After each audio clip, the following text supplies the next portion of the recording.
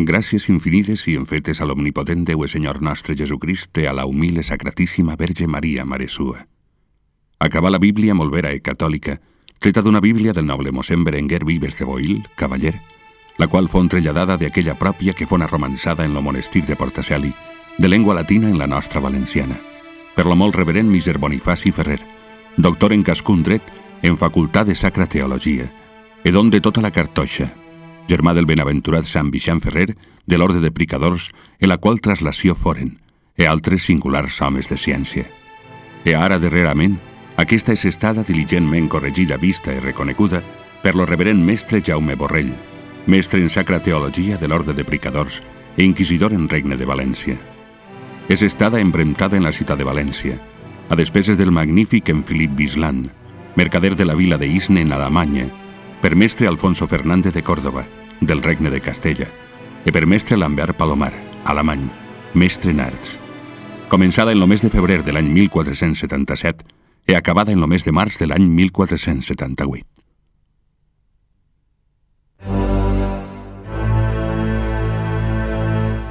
Mrs. Smith, as a museum curator, what can you tell me about the last page of the Valencian Bible?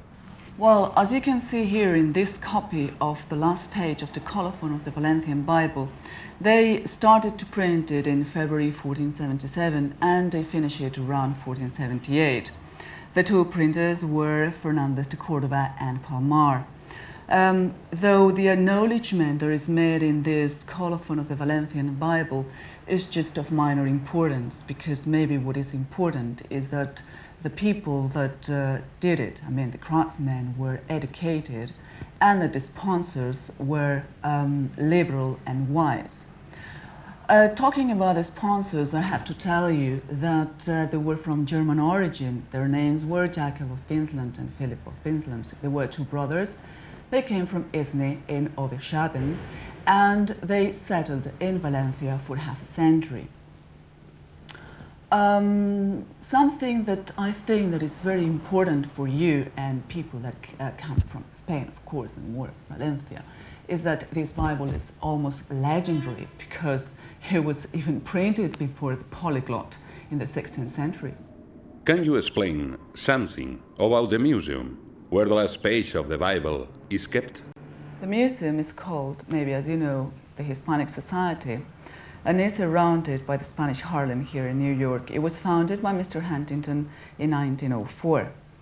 He was a man that dedicated his life from his youth to every single thing that had to do with the Spanish culture and Spanish art. He was a very rich man, he was a book expert, and he was a very cultivated man as well. The Hispanic Society is run by an association that was led by Mr. Huntington until he died in 1955. And the last question, do you know how the page arrived to the museum? This is a part of the strange and almost amazing story of the last page of the Valencian Bible. Mr. Huntington used to buy every single thing that was listed on an every year's catalogue from a German bookseller in Leipzig. One year, among all the things he bought as well the book of the Annales of la Cartuja de Portaceli, and inside it was the last page of the Valencian Bible. The name of that bookseller was Karl Hiesermann. Yes, Hiesermann was a well-known bookseller in Leipzig at the start of this century, among many different objects, Spanish and Portuguese, which passed through his hands. We find the last page of the Valencian Bible inserted into the book Annales de la Cartuja de Portaceli, written by Juan Bautista Sivera. Here is the report which he sent to the Hispanic Society of New York, explaining the significance of this important bibliographic find. However, even though it appears as object number 168, in the catalogue number 371, which Hiesermann issued annually, the real owner of the book containing the last page of the Valencian Bible was not him, but the Catalan bookseller Salvatore Babra.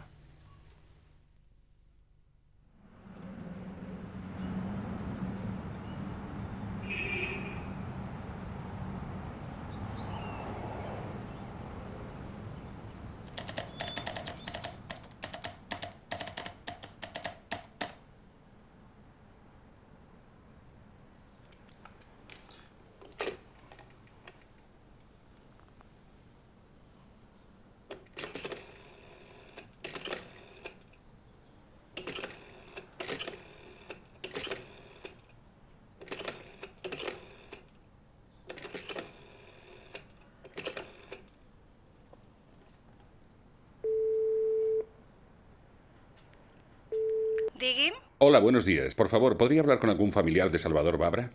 Soy su nuera. ¿Quién pregunta? Mire, estoy llevando a cabo una investigación y quisiera saber si todavía existe la librería de su suegro en Barcelona. No, no era una librería, sino una tienda de antigüedades. Mi suegro falleció en 1930 y a su muerte el negocio se traspasó, ¿eh? Vamos a ver, es que estoy buscando información sobre unos libros que su suegro vendió a principios de siglo.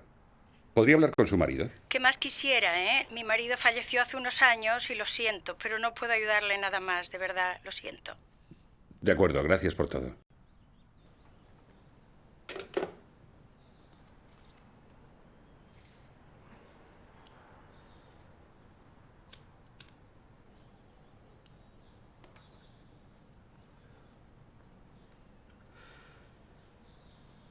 Bien, como ya le dije el otro día cuando hablamos por teléfono, estoy intentando conocer la historia tanto de la Biblia valenciana, que se imprimió en 1478, como la de su última hoja, que se encuentra en Nueva York, en la Hispanic Society.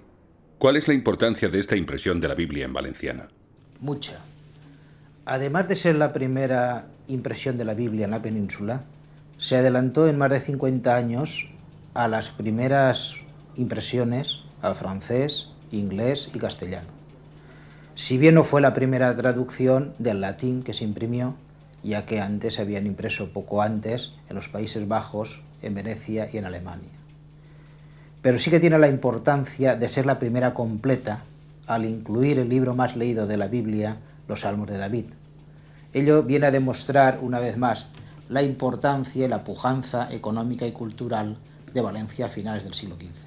Según el colofón, de su última hoja, la impresión se hace teniendo como referencia una Biblia manuscrita traducida en Portacelli al valenciano desde el latín. A esta Biblia latina, que se usaba como referencia para la traducción al valenciano, ¿es la que se conoce con el nombre de Vulgata Latina?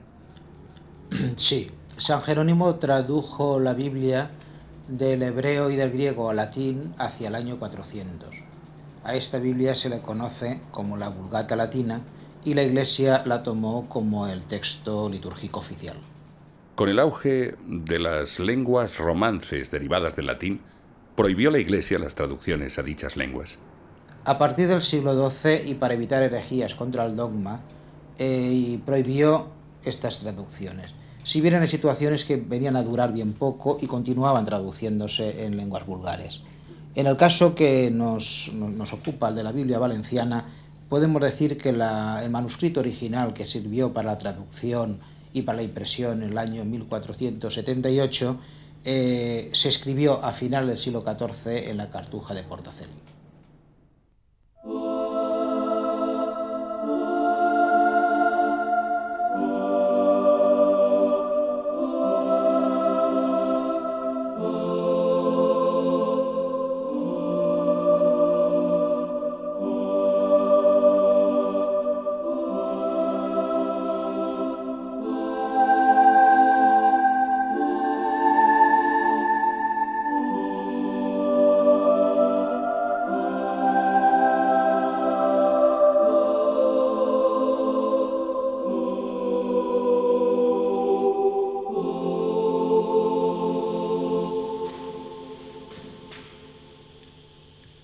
El meu germà, el frare Vicent Ferrer, així com jo mateix, havíem gran interès per acostar al poble la sagrada paraula de Déu en llengua vulgar.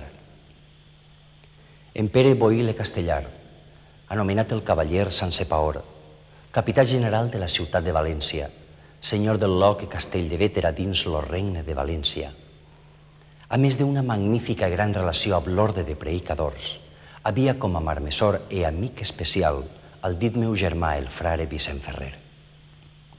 Pot haver 10 anys, poc més o menys, lo dit en Pere Boïl vingué per a demanar-nos a romançar tota la Santa Bíblia en vulgar llengua valenciana, per a ús d'ell, així com de la família Boïl. Sempre aconsellat per lo dit meu germà, fèrem ensems la translació de la Bíblia, ací, a la Cartoixa de Portacelli, en la qual dita translació foren també singulars homes de ciència, tots frares de la Cartoixa, Francesc Aranda i altres.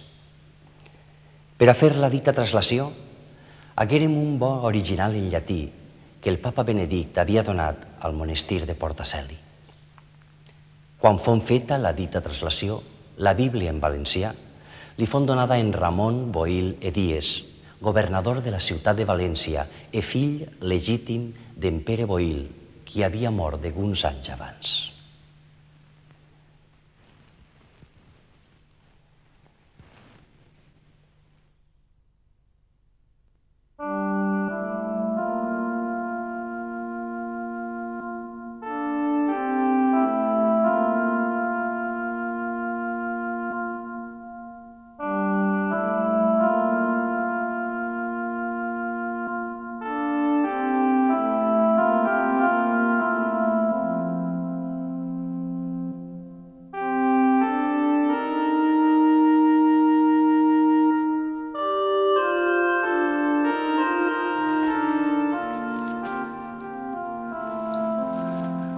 Com a hereu universal d'en Ramon Boïl de Monteagut, virrei de Nàpols, i perquè la seva filla Anna Violant haguera matrimoni amb el meu fill legítim en Francesc, a la seva mort pot haver 20 anys, poc més o menys, que jo sóc l'hereu de lo castell de Bétera, dins lo regne de València, així com de tots los seus béns i drets.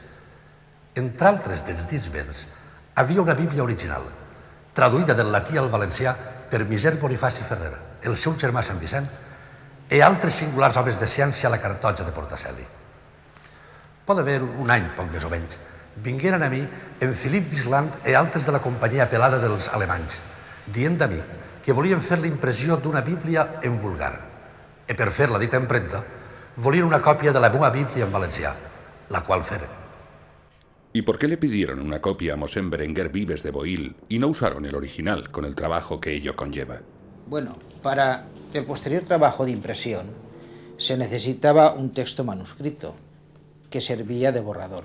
Sobre él se hacían tachaduras y correcciones tanto del sentido de la traducción como por las faltas ortográficas. Si se hubiese utilizado el original hubiese quedado inservible y el propietario lo hubiese perdido. Por eso es por lo que se hacía una copia. ¿Parla vostè valencià? Sí, home, el parle. Pues ja està clar. Mire, per exemple, està documentat, i així ho diu el seu colofó, que el mateix es va fer per la impressió del Furs de València de l'any 1482 per l'impressor alemà Lambert Palmer.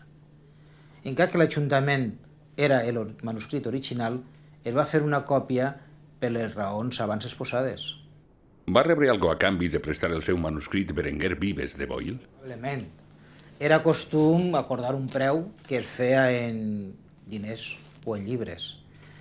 En este cas pot ser que fora el pagament de la mateixa Bíblia impresa valenciana o en alguns altres llibres de la companyia dels alemans que foren uns grans editors d'incunables valencians.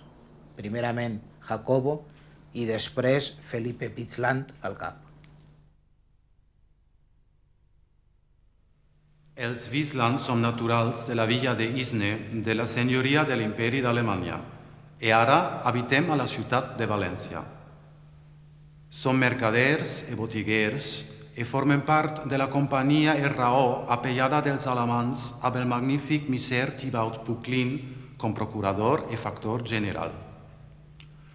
A la mort l'any passat de mon frare Jacobo i per el seu testament jo sóc l'hereu universal de tots els seus béns i drets.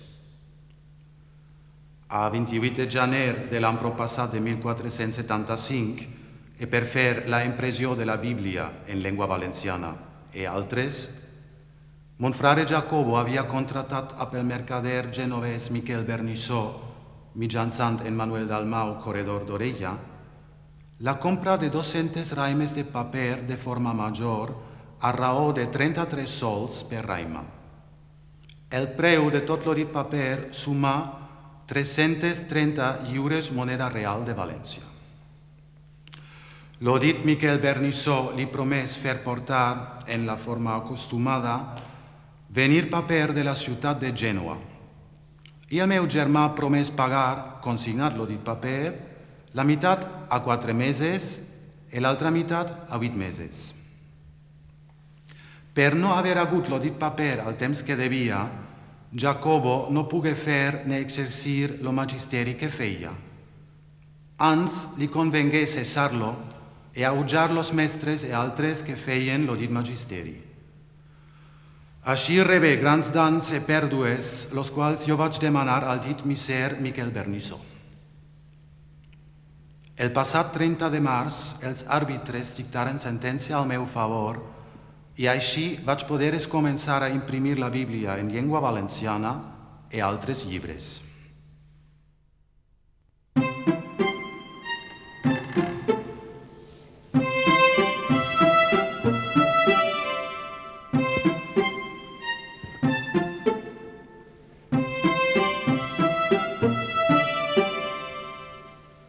Hace unas semanas que se acabaron de imprimir los 600 ejemplares de la Biblia en valenciano.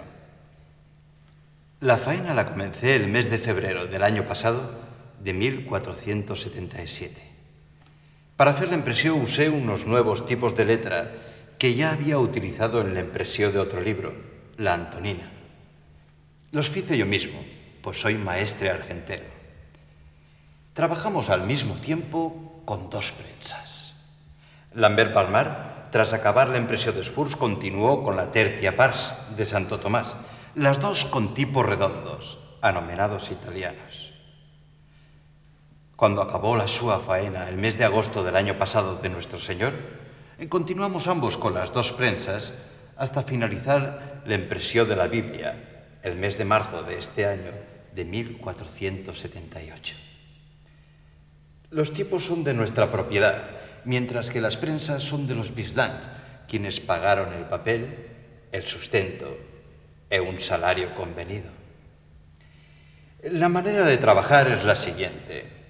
Componemos a mano en las caxas, letra por letra. Tiramos una prueba y corregida esta para evitar errores, se imprime a mano en la prensa. Posteriormente se distribuyen de nuevo las letras en las caxas para continuar la composición. Cada página del libro está impresa a 2 columnas y a 59 líneas. Al comienzo de cada capítulo hay un espacio en blanco de la altura de las 3 primeras líneas para ser dibujada en él la primera letra en mayúscula. La primera línea, al igual que la cabecera de página con el título del libro, está en letra más grande. El libro ha 900 páginas. Cubiertas de madera sujetas con 4 grapas. La tirada ha sido feta en quinters. ¿Qué son quinterns? Bueno, els quinters són conjunts de 5 fulles que doblades formen 20 pàgines o 20 folis. Això servia per a solucionar el problema de la compaginació, ja que s'imprimia full a full i al mateix temps s'imprimia la pàgina 1 junt en la 20, la segon en el 19 i així successivament. I quines eren les mides del llibre? Bueno, el format del llibre tenia 332 per 230 i la caixa, és a dir, el que s'imprimeix, 271 per 161 mil·límetres. Entonces, ¿qué va a pasar després? Després de la impressió, excepte algunes referències d'alguns autors com Federico Furió Seriol en la seva obra Bononia o de Cipriano de Valera en la exhortación del cristiano lector en la Biblia castellana, la memòria de la Bíblia valenciana es va perdent en el pas del temps.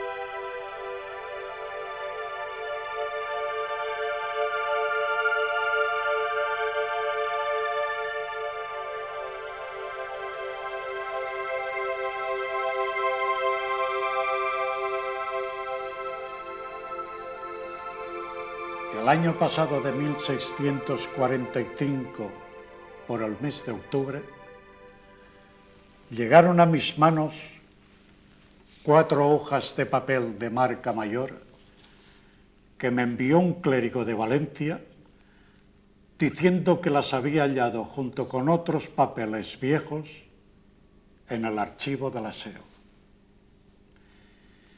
Eran las últimas de una Biblia escrita en lengua valenciana vertida de la latina por el padre Bonifacio Ferrer e impresa en Valencia en el año 1478. Espantéme mucho cuando tal vi, porque nadie de cuantos de él trataron semejante cosa habían dicho por no haber llegado a su noticia. Por ser una cosa tan nueva, me ha parecido encaxar la última hoja en el libro que estoy escribiendo, Anales de la Cartuja de Portacelli, porque en ella se ve la llaneza del lenguaje valenciano de aquel tiempo, la propiedad de la versión y la verdad de que hizo esta obra estando despacio en esta casa, pues, a donde, siendo general, a temporadas moraba aquí. El mismo clérigo me envió el registro del padre Bonifacio que he apegado a la fin de la hoja, el cual, aunque no es de Buril de Flandes, es digno de consideración por estimar la grande opinión de santidad que los antiguos le tenían, pues como si hubiera sido santo y canonizado, le pintaron colorlas y resplandores a su cabeza. El mismo hábito estrecho que lleva pintado es el que se usaba entonces en esta provincia y aún se lleva ahora en Francia.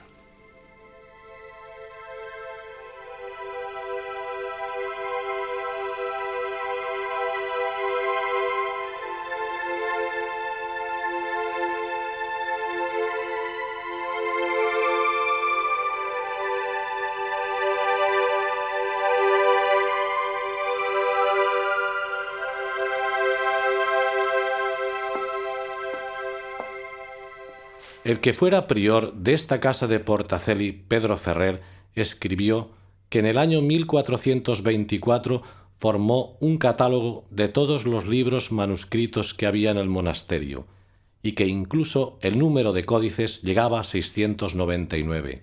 Hoy apenas quedarán 12 de ellos. Para mayor desgracia, pereció también el catálogo, en el que incluso hubiéramos podido hallar noticia de algunas obras desconocidas. Igual suerte hubiera tenido el fragmento de la Biblia del padre Bonifacio Ferrer si el padre Juan Bautista Civera, previendo lo que podía suceder, no hubiera tenido la cautela de pegarla en una hoja de su obra. Por eso se ve claramente que el verdadero autor de la traducción valenciana de la Biblia es el padre Bonifacio Ferrer, a quien señala, de suerte que no puede confundírsele con ningún otro del mismo nombre y apellido, y que la trabajó en Portacelli. No me acabo de admirar cómo pudo Ximeno, en su biblioteca, poner dudas en cosa tan clara, porque si no damos crédito a un testimonio tan decisivo como este, no sé cómo puede obligársenos a tener por propias de sus autores las obras que se imprimen con sus nombres.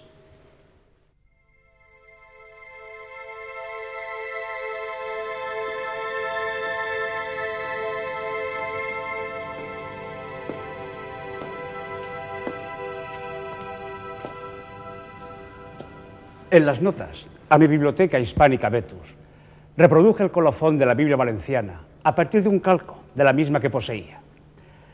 Interesado en la posibilidad de encontrar en algún lugar un ejemplar completo de la Biblia valenciana impresa, practiqué las más vivas, exquisitas y reiteradas diligencias para conseguirla, o por lo menos averiguar su paradero. No pude lograrlo. Conocí al fin a un judío que me aseguró que la tenía, mas después de haberme sacado considerables cantidades de dinero, al fin confesó que me había engañado. Entonces, mai s'ha conegut un exemplar complet de la Bíblia valenciana impresa? Es tenen referències de l'existència d'un exemplar en la Biblioteca Reial d'Estocolmo, però va desaparèixer en el seu incendi, que la va destruir l'any 1690. Una altra cosa. El text que està escrit a mà esquerra de l'estampeta de Bonifaci, què vol dir això? La va escriure el pare Diego de Bracamonte en l'any 1711. En ella fa referència a l'aura que envoltava el cap del pare Bonifaci Ferrer. La va llevar per ordre de la Inquisició, que dia que el pare Bonifaci ni fou sant ni va ser canonitzat. A principis del segle XIX, el llibre Anales de la Cartuja de Portacelli, del pare Civera, en la última fulla de la Bíblia valenciana dins, encara estava en la Cartuja de Portacelli. Què va passar després? Sorprendentment desaparegué de la cartutxa. Els erudits que parlaren d'ell a lo llarg del segle XIX es començaren a dubtar de la seva existència. Per això se va anomenar el llibre que mai va existir. El que va ficar de nou les coses en el seu lloc fou el descobriment en l'any 1860 d'un salteri, o llibre dels Salms de David, escrit i imprès en valencià, que en el seu colofó diu estar tret de la Bíblia valenciana. Este llibre fou descobert per l'erudit José María Guàrdia en la Biblioteca Mazarina de París. El llibre, encara que estava perdut, sí que havia existit.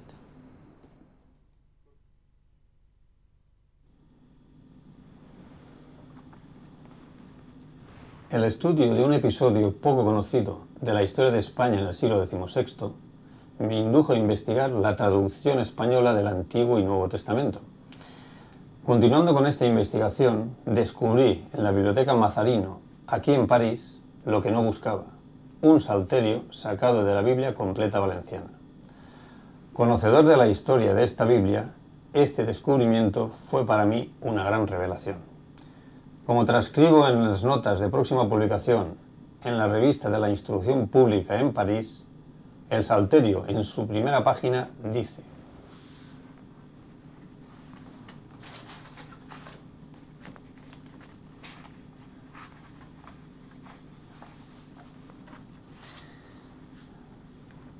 en nom de Nostre Senyor y de la humil Verge María, Mare Sua, comença lo saltiri, tret de la Bíblia d'estampa, la qual és estada emprentada en la ciutat de València e fon corregida, vista i reconeguda per lo reverend mestre Jaume Borrell, mestre en sacra teologia de l'Orde de Predicadors e inquisidor en el Regne de València e d'altres, segons en aquella se conte. Con esto queda demostrado indudablemente que la Biblia valenciana existió, siendo el salterio encontrado por mí en la Biblioteca Mazarino de París parte fundamental de este famoso libro, hoy en paradero desconocido, quizás para siempre. Sabemos que el libro Anales del padre Civera, con la última hoja de la Biblia valenciana dentro, desapareció de la Cartuja de Portacelli hacia 1835. ¿Cómo ocurrió este hecho? Bien, el 11 de octubre de ese año, en 1835, y con el fin de recaudar fondos para la hacienda pública, el gobierno de Juan Álvarez de Mendizábal publicó una orden por la que se disolvían las órdenes religiosas y los bienes de la Iglesia pasaban a ser propiedad del Estado. Es lo que se conoció como decreto de desamortización. Adelantándose un par de meses a la publicación de este decreto, el 28 de agosto de 1835, las autoridades valencianas notificaron al prior de Portacelli que él y los demás frailes abandonaran la Cartuja. Estos así lo hicieron, aunque algunos se quedaron custodiando el edificio hasta que las autoridades civiles se hicieran cargo de él. Pero la gente de las poblaciones de alrededor, adelantándose, saquearon la Cartuja y a punto estuvieron de incendiar el edificio, amenazando a los frailes que se resistían a entregarles las llaves. Al poco tiempo, en los mercados de los alrededores, los libros de la biblioteca de la Cartuja se vendían por arrobas, y cuando el gobierno intentó inventariar los bienes de la casa, se encontró con la desagradable sorpresa de que la mayoría de ellos, incluyendo la última hoja de la Biblia valenciana, habían desaparecido.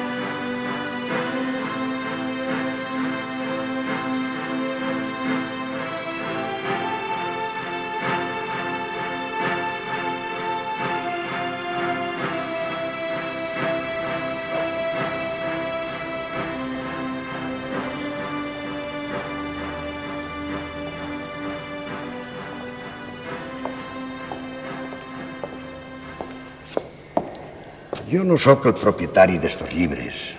Jo conec esta son perquè sóc el retor de la parròquia de Sant Roc de Benicalap, on perteneixen les alqueries de Bellver i d'on són els llauradors que són els propietaris d'estos llibres.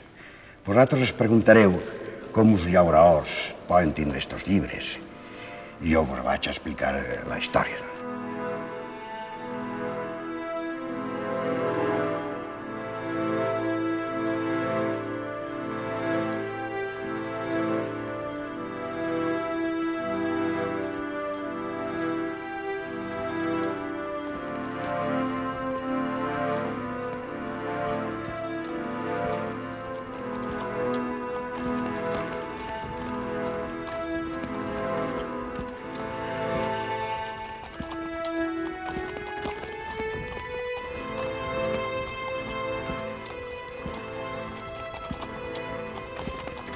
Fa uns 75 anys, Salvador Bellver, llaurador de les alqueries del mateix nom en Benicalap, era en aquella època recader de la Cartuja, a la que portava gra i menjar per als animals. Un dia, quan va arribar al monasteri, el prior, degut al temor que tenien per la possibilitat d'un saqueig, li demanà per favor que carregaren el carro objectes de valor de la Cartuja i els amagara en les alqueries, fins que passara aquella febre revolucionària.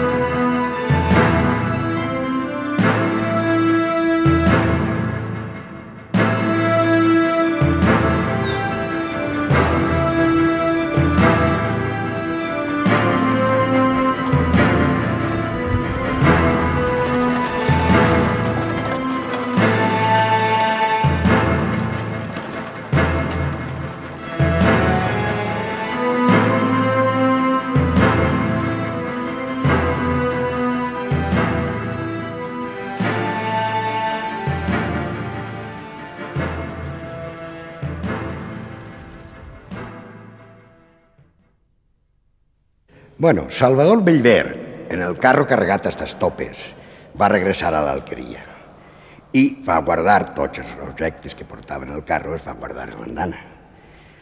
Al passar 2 o 3 mesos, vingueren els flares i entonces s'endugueren els objectes o els artículos de més valor, és dir, els copons, els candelabros, els quadros, etc.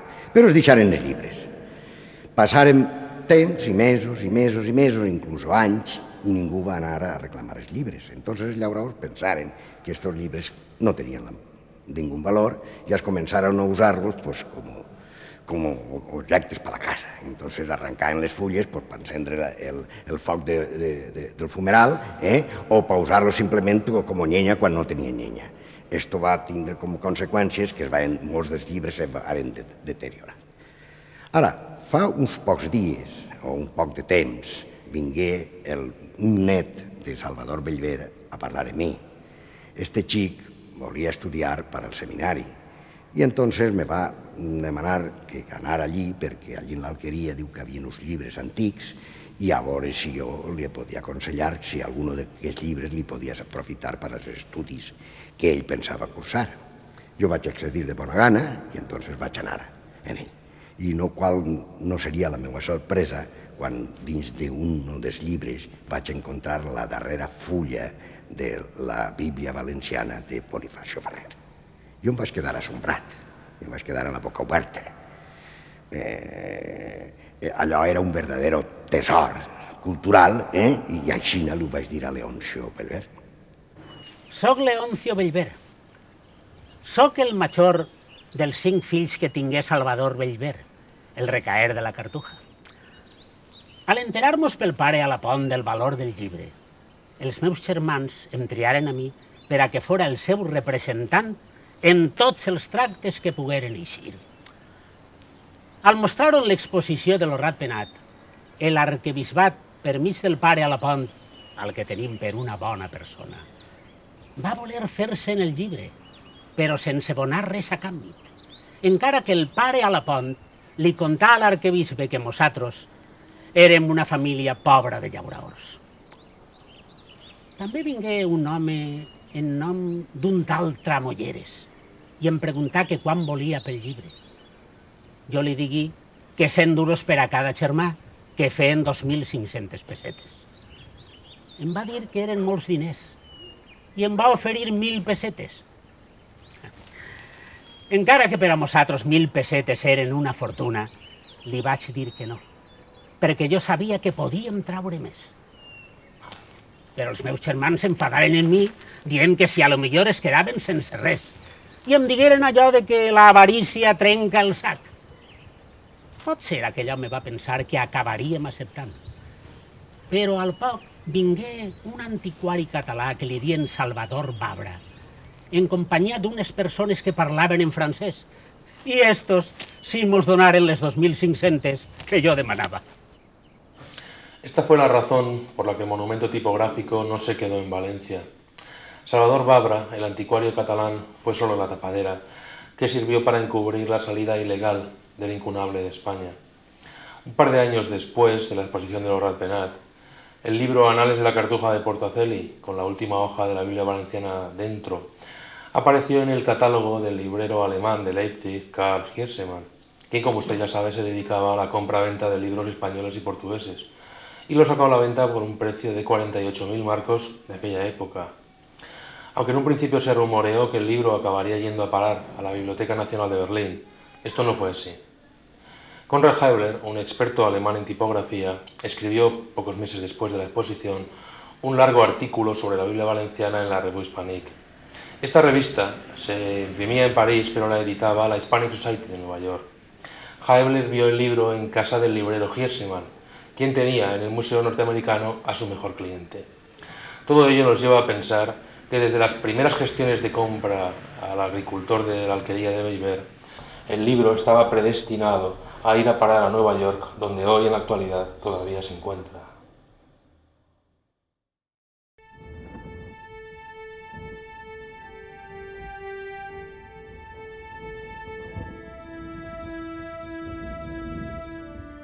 Bien. Los datos sobre la historia de la Biblia valenciana impresa parecen concluyentes. Pero, ¿por qué desaparecieron los ejemplares después de la impresión?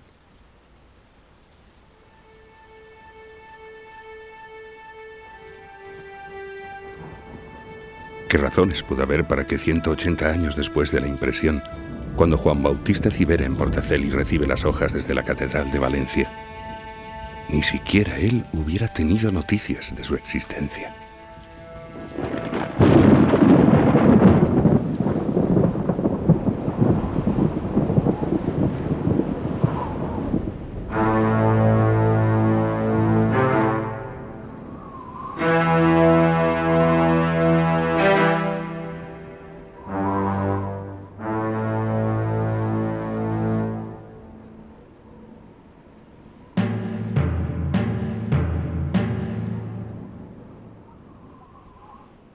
Daniel Vives.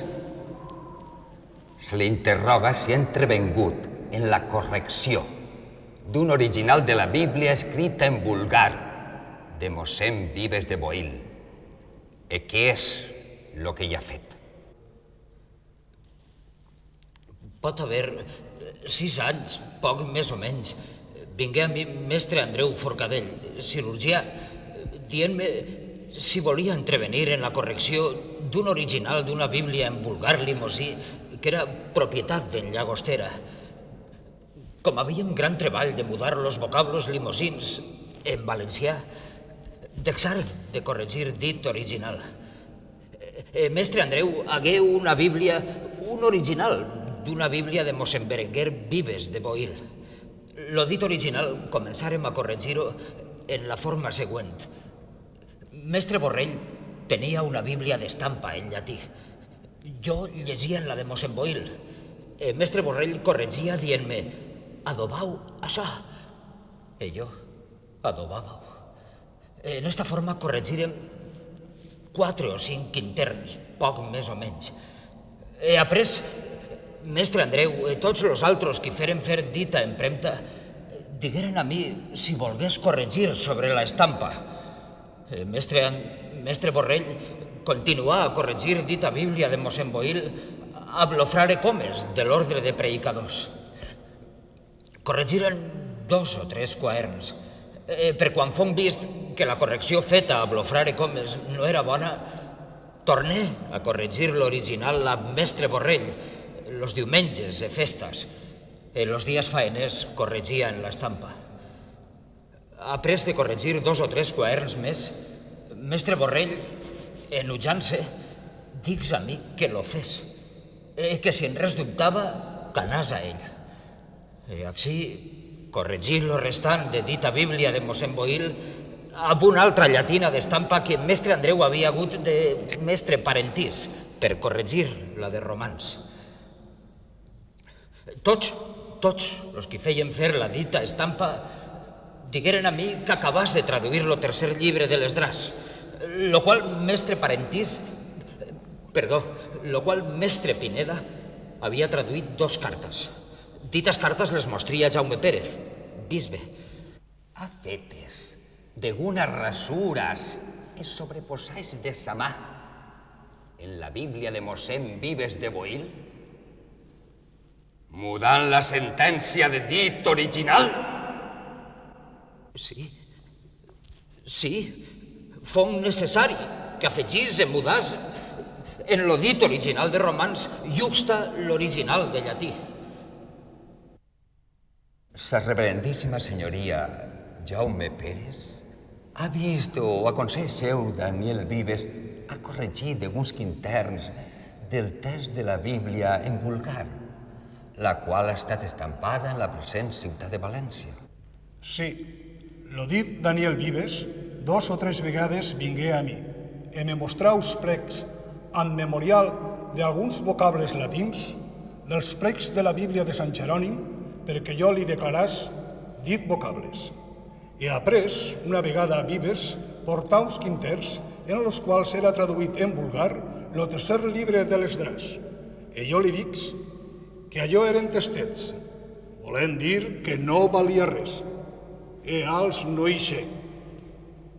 Andreu Forcadell ha entrevengut en la correcció d'un original d'una Bíblia escrita en vulgar de mossèn Vives de Boil. Què és lo que hi ha fet, ho sap? Pot haver 6 anys, poc més o menys, que mestre Lambert, estampador, i altres alemanys, parlaren a mi que donés forma, que corregís alguna Bíblia en vulgar perquè amb aquella se fes estampa. I així, amb la companyia dels alemanys, parlarem amb lo cabíscol, qui la vos era vicari general, que donàs llicència de fer dita correcció. E aguda dita llicència, donarem càrrec a mestre Rovira, que corregís una Bíblia escrita en llengua llimosí. I perquè havia gran treball en mudar los vocables llimosins a la llengua valencià, cessà de fer dita correcció. E après hagué una Bíblia de mossèn Vives de Boil, e concordàrem amb mestre Borrell, frare predicador e la vos inquisidor, de fer dita correcció. E mestre Borrell pres càrrec de corregir-la, e corregí amb Daniel Vives fins als Levítics. E per quan Vives devia d'entrevenir en ordenar l'estampa, no tenia temps per a tot, mestre Borrell hagué a frare Comes que li ajudàs a acabar de fer dita correcció, lo qual van fer fins a la fi. Fent mestre Borrell dita correcció, algunes vegades donà a mi los quinters, que eren corregits per aportar-los a l'estampa, e allí Daniel Vives, ultra la correcció que mestre Borrell havia feta amb una Bíblia llatina que tenia, corregia en disquinters. E als no hice. Lambert Palmart ha entrevengut en la correcció d'un original d'una Bíblia escrita en vulgar de mossèn Vives de Boil. Què és lo que hi sap? Jo tenia càrrec d'estampar les Bíblies. Algunes vegades, mestre Andreu Forcadell, cirurgià, portava alguns quinters dels que mestre Borrell havia corregit per estampar-los. Elodie Daniel Vives corregia les planes compostes en la Bíblia sobre l'estampa i tenia damunt una Bíblia vella que no hi sé si era en vulgar o en latí o en hebraic. A més, Elodie Vives tenia un apartament en una casa per a fer dita correcció. Li fon dit per Miser Filippo Wisland, alemany, que era principal en l'estampa, que no tocassen los quinters que trametia mossèn Borrell, ni afegix ni mudàs cosa alguna, pues los trametia corregit. E als no hi sé. Jaume Borrell ha entrevengut en la correcció d'un original de la Bíblia escrita en vulgar de mossèn Vives de Boil. Què és lo que hi ha fet? Mestre Andreu Forcadell, cirurgià, i Daniel Vives vingueren a mi i me portaren un quinter del plec de Sant Jerònim de la Bíblia, dient-me com mestre Rovira havia començat a corregir la Bíblia de Llagostera, que era en llengua limosí. I me digueren que los qui estampaven les Bíblies donaven al dit mestre Rovira 30 timbres, un comprensori, una última de Santo Tomàs i lo confessional petit de l'Antoni. Tot això donarien a mi si jo volia prendre càrrec de la dita correcció. Jo repòs-los que la Bíblia en limosí era corrupta. Bé, los dit Vives i mestre Andreu me digueren que ells hi havien un altre original que fos bo, i de fet hi hagueren la Bíblia original de mossèn Vives de Boil. Està, empero, en veritat, que abans que jo començàs a corregir res de la Bíblia, los dit mestre Andreu i Vives me digueren com havien hagut a vènia del cabíscol, qui la vos era vicari general, dient-me com lo dit cabíscol era content que jo la corregís. I quan jo hagué corregit amb lo dit Vives fins als jutges, lo dit Vives dix a mi, com havia corregit sobre la estampa, l'Antonina i los furs, i així mateix havia testar sobre la estampa per a concertar los quinters que feien falta per a estampar de la Bíblia. Així, jo hagué un altre amb qui corregir. So és Frare Comes, de Predicadors, amb lo qual corregí tot lo restant de la Bíblia, excepto lo salmi, e ad per quan lo dit Vives dix a mi, que lo salmi ja era corregit per lo reverend Frare Jaume Pérez, bisbe, excepto també lo tercer de l'estràs, del qual jo dic moltes vegades al dit Vives que no fos inferit en la Bíblia. Ans jo me n'alteré molt quan oí dir que lo dit Vives tenia una Bíblia en latí amb la qual corregia. E dics que tots los passos dels jutges avant, que són tocats de mà del dit Vives, los ha corregit errats sense sabuda meua. Empero, dels altres passos, en els quals la dita Bíblia se troba corrupta, són rasat així per inadvertència meua. Daniel Vives. Se'l deixa anar sota caució impenyora, amb l'obligació de presentar-se quan sia cridat ultra lo santo ofici.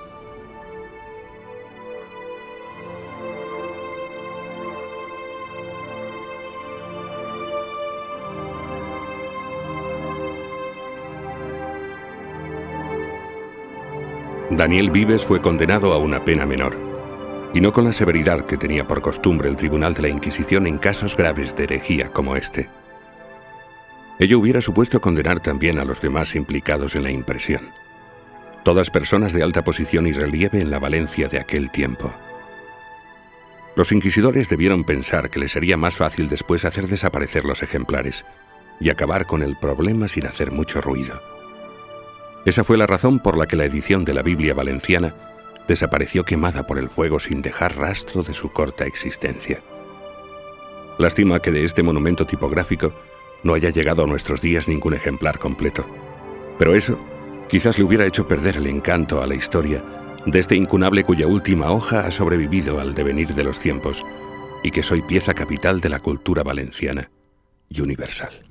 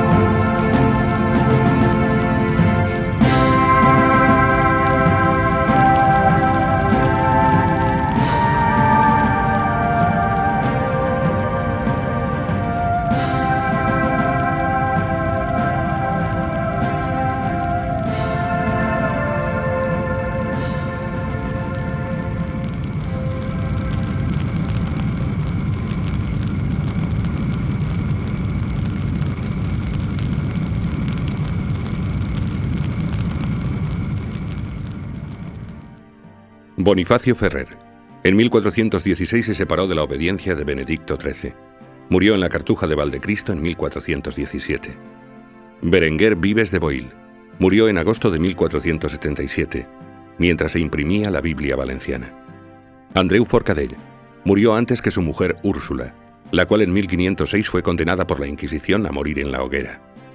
Felipe Bisland. Después de la impresión continuó viviendo en Valencia, y hacia 1484 se dedicaba a la importación de azúcar. Lambert Palmard. Tras padecer diversas penurias económicas, se casó con una de sus acreedoras, Elvira Eximenis, lo que resolvió su situación financiera. Alfonso Fernández de Córdoba. Después de la impresión de la Biblia valenciana, huyó a Murcia por asuntos pendientes con la Inquisición, debidos a su ascendencia judía. Jaume Pérez. Continuó siendo obispo cristopolitano de Valencia, y tras ser impresas varias de sus obras, murió en Valencia en 1490. Daniel Vives. Escapó de Valencia huyendo de la Inquisición y refugiándose en Perpiñán. Finalmente fue quemado en la hoguera en 1522. Jaume Borrell. Después del juicio continuó con sus actividades eclesiásticas y su rastro se perdió con el paso del tiempo. Juan Bautista Civera. Murió en la Cartuja de Portaceli en 1655, después de vivir en ella durante 60 años. Jaime Villanueva. Debido a su postura liberal contraria al absolutismo del rey Fernando VII, se exilió en Londres, donde murió en 1824. Francisco Pérez Bayer. Junto con Gregorio Mayans aprobaron el nuevo plan de estudios de la Universidad de Valencia. Murió en Madrid en 1794. José María Guardia. Pocos años después de descubrir el salterio se nacionalizó francés, viviendo en París, donde murió en 1898. Antonio Alapont. Tras dejar la parroquia de Benicalap, murió en las misiones de Venezuela a consecuencia de la caída de un burro. Leoncio Bellver. Compró una casa en el camino de Burjasot y pudo cuidar del porvenir de su familia.